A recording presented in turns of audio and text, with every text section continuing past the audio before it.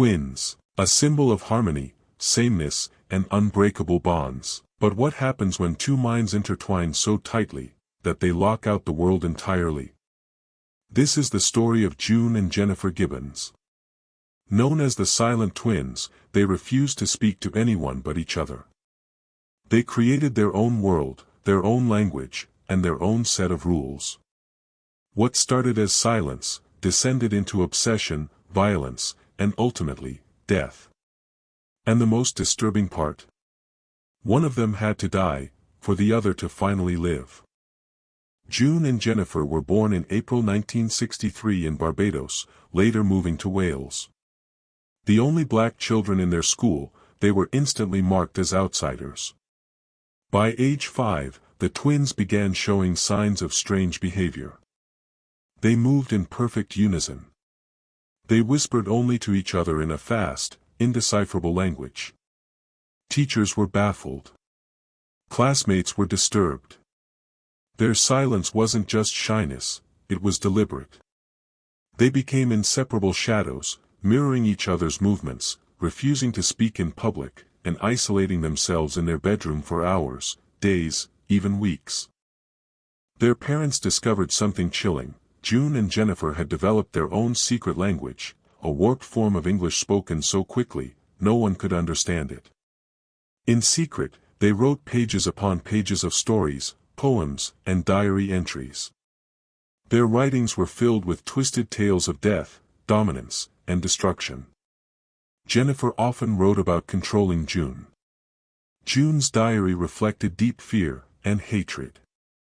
One passage read, "She wants us to be one." As they grew older, their behavior intensified. They began performing bizarre rituals. They stared at each other for hours, neither blinking. One would freeze mid-action, and the other would do the same, as if under a spell. In their teens, the twins began experimenting with drugs and alcohol. They became obsessed with romance novels, and wrote disturbing stories involving betrayal, lust, and violence. Bored with fantasy, they turned to reality. The twins set multiple fires, vandalized buildings, and committed petty theft.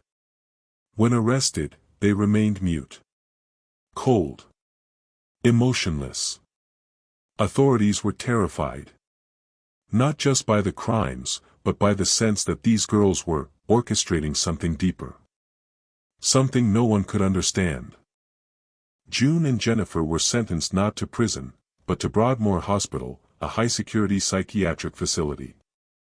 For 11 years, they lived in near-total isolation. Nurses reported them sitting face-to-face for hours, unmoving. They still spoke to no one else. When separated, they became catatonic. But together, they were volatile. Jennifer began exhibiting strange symptoms, talking to herself in guttural voices. Writing of death. She once wrote, "We have made a pact. One of us must die.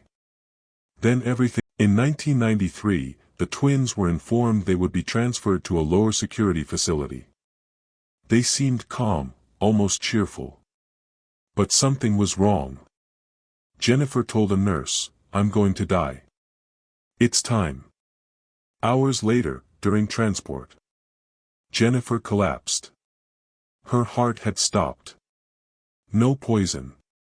No injury. No medical explanation. Just, dead. June mourned her, but then something changed. She began to speak. Fluently. Clearly. To everyone. After Jennifer's death, June changed entirely. She gave interviews. She expressed remorse. She became, by all appearances, normal. In her own words, "I'm free now. She sacrificed herself for me." Was it supernatural? Psychological? Or something far more sinister? Did Jennifer will herself to die? Or did June, in some way, force it? Experts debated the case for years. Was their bond telepathic? Paranormal? Was Jennifer possessed, or simply mentally ill? Journalists described them as having a psychic connection, a mirrored consciousness. One psychologist said, they were two halves of one soul. When one died, the other could finally become whole. The story of June and Jennifer Gibbons is one of silence, obsession, and identity. A warning of what happens when we lose ourselves, in someone else. June lives quietly now, away from the spotlight. She never married. She rarely speaks of Jennifer. But one thing she once whispered to a journalist still haunts us. There was always a darkness between us. And she went into it.